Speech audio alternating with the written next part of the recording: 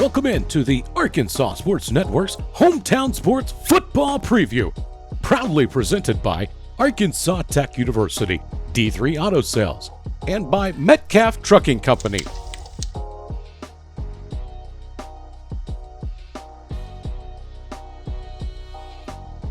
Today we sit down with the head coach of the Mayflower Eagles, Austin Emerson.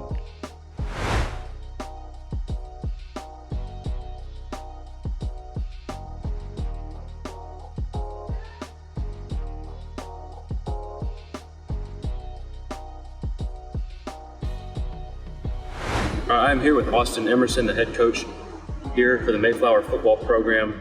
Coach, your team, you guys aren't the biggest school. So tell me, I've interviewed a lot of smaller school coaches, and they all say there's a lot of advantages to being a smaller school. Can you tell me how you view being a smaller school and what some of the advantages are to that? Yeah, I think the advantage is that I get to know every single kid from 7th grade on up. Honestly, I don't know how the big schools do it when they've got 140, 150 guys in the program. Knowing your kids well and knowing their family situations, most of my kids, I meet them in 7th grade, and some of them will join later, but most of them were at small schools, so even if they don't play football for me, I meet them playing basketball or whatever, so I can kind of meet them and know their dynamics outside of there, and I think that's one of the big advantages of a small school is that just getting to build those relationships for 3, 4, and 5 years, depending on how long they play for you. And then the hopes is that one day they come back and they appreciate their time here and they love playing football here. So tell me about what you guys do on a day-to-day basis to kind of get your guys where you want them to be, performing at championship level, at a winning level, whatever you guys want to call it. Well, summertime right now, we're going 4 days a week, and we do football every single day. In the off season, we lift weights a lot, so we've lifted weights. Since the end of season last year, we pretty much never stopped lifting weights. We tried to tailor back on football for a little while, and then, since spring ball started in May, we've been doing football a lot. So we're ready for summertime, ready for some 7-on-7s and some team camps to kind of play against other people and just see what other people have been doing and find ways to get better at what we do and how people play us. You mentioned that you guys are working on your weightlifting a lot. Tell me what some of the things you did last year that you weren't happy with that you're trying to improve for this next season. Well, last year our big focus was being physical and stopping the run because the conference we were in the 4A had a run-heavy conference. We got better at that, and then we weren't as good stopping the spread teams. So now we're trying to find that happy medium of being able to stop the run and morph into being able to stop spread teams because our new conference is a little bit of a blend of that. You're going to have some run-heavy teams and some pass-heavy, and we've got some new coaches coming in that I don't even know what they're going to run. So just trying to figure out that happy medium of being able to stop both teams. So tell me, tell me about what you guys are wanting to do this season offensively, just how your X's and O's, and maybe, what you guys are trying to do, running the ball, throwing the ball, just your different position groups, stuff like that. Yeah, we, several years ago, I went to a run-heavy offense, and we flipped back to a spread offense and tried to throw too much, and now I've kind of morphed into the philosophy of, whatever it takes. We got to run the ball 100 times and run the ball 100 times to win the game. If we got to throw it, then we got to throw it to win the game. So I guess I've given less of a care to what type of offense we are as long as we have answers to whatever the defense is doing to us. But, we're big up front. We were big up front last year. We've got good skill players. We've got good running backs. We've got a very intelligent quarterback. So I guess it's just kind of whatever the defense is doing to us, we have to be able to counter that and be good enough in doing that counter punch to make sure that it's working. Tell me about your defense now, what you guys are trying to do. You mentioned that last year you guys were trying to get physical, and that really does help on defense. So tell me about your defense and what your goal is for that unit this season. Our defensive unit, we're trying to keep more fresh bodies over there where it's not, everybody having to flip over and play offense all the time. So trying to get more one-way players on that side of the ball because everybody wants to play offense. Everybody wants the ball. Everybody wants the glory of getting a touchdown. But, man, we've got like 11 guys that are really they desire to be on defense, to stop offenses, to hit people. And we are really fast on defense this year. Our D-line has been giving us trouble all spring. Our linebackers are experienced and they're really, really tough. And our DBs have great ball skills and they're very intelligent. They're good at talking to each other. So I'm expecting a lot out of those guys this year.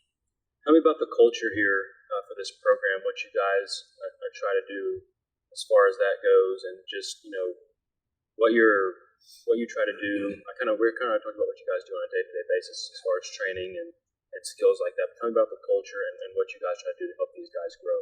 Yeah, so several years ago, the guys came up with family, which stands for forget about me, I love you. And that's just kind of been what we've become.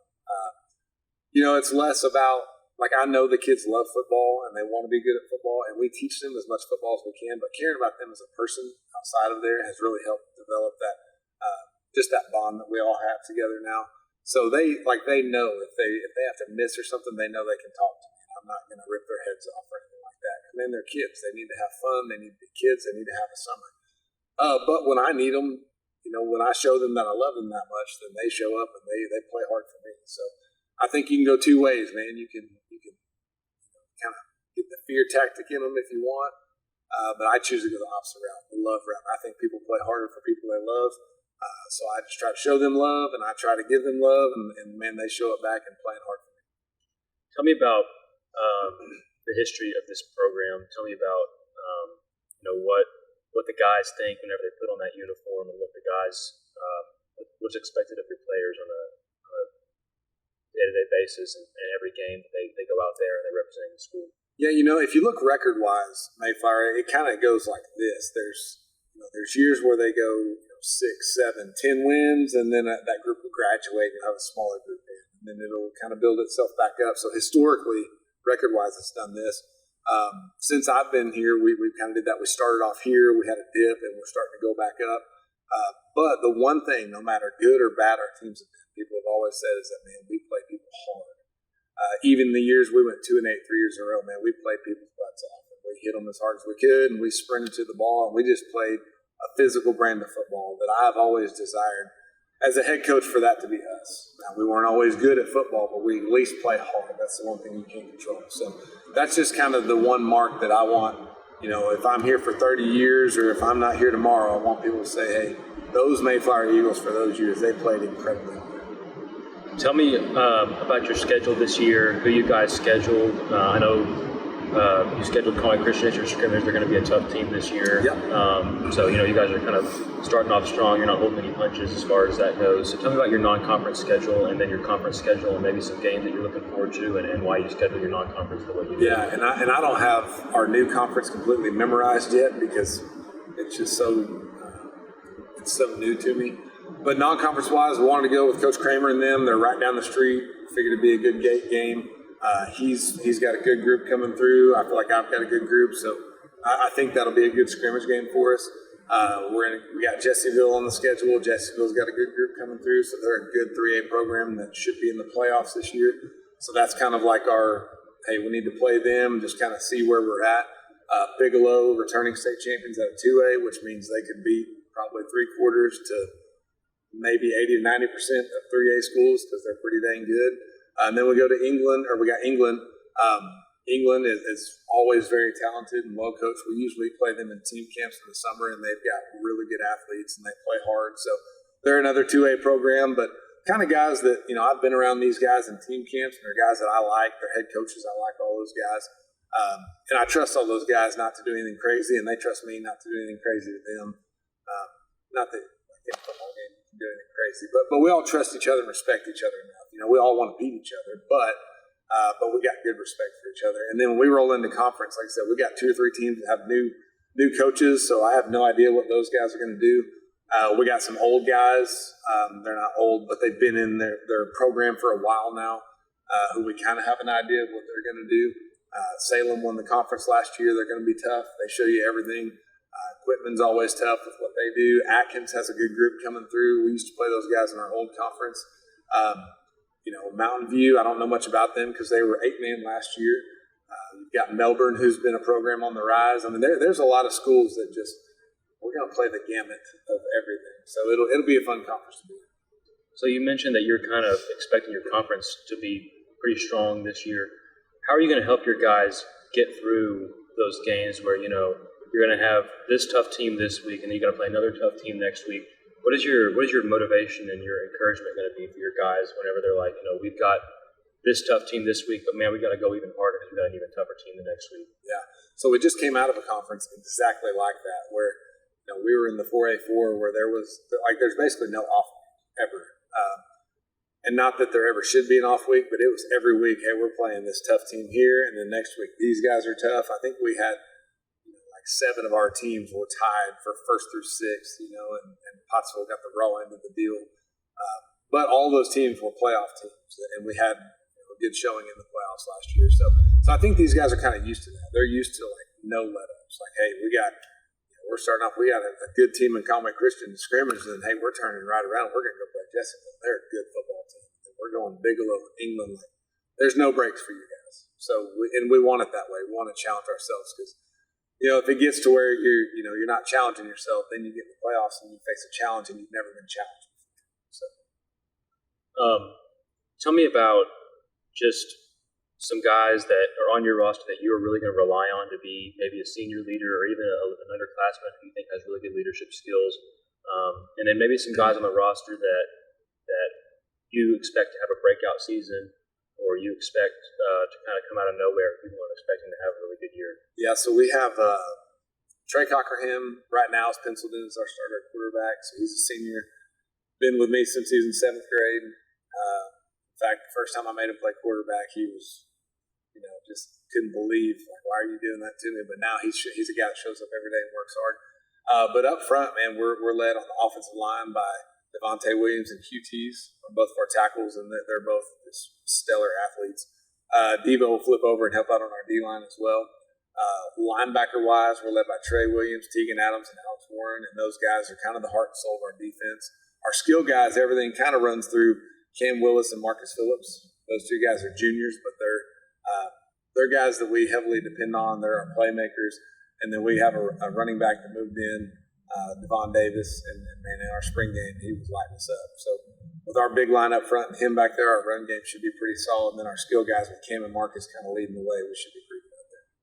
So you mentioned that you had a new running back that comes in. Do you expect to be more of a pass-heavy or run-heavy offense with that new running back that just came in? Man, it just depends on how they're playing us. You know, I feel comfortable in our run game to run against any front.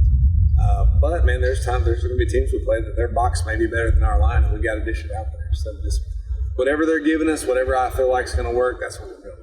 All right. Last question for you. When you're done with this season, what would be a result that you'd be able to walk away and say, you know, that was the best we could do, where you'd be satisfied and, you know, you could say, you know, we had a really good year last year? Yeah, are you thinking like wins loss wise, or are you thinking just whatever would make you the most, you know, content? For me, it always comes down to, like, did we just play our hardest? You know, because I think the score always takes care of itself. If you go out there and play incredibly hard, which means you played incredibly hard in practice on Monday, Tuesday, Wednesday, Thursday, and Friday, then if you're supposed to win, you win. You know what I mean? So I think if we can do that every day, just walk off the field and say, hey, did you give your best today? We did. Then if you can put those small days together, then the big thing that happens on Friday is you get to win. So for me, it's less of like looking back on all that. It's every single day doing those small things right. All right, this has been an interview with Coach Austin Emerson here at Mayflower. Coach, is there anything you want to say about your program before we sign off here? I'm good, man. Appreciate you coming out. All right, I'm Carson Ward with Arkansas Sports Network. You can find Arkansas Sports Network on Facebook and YouTube.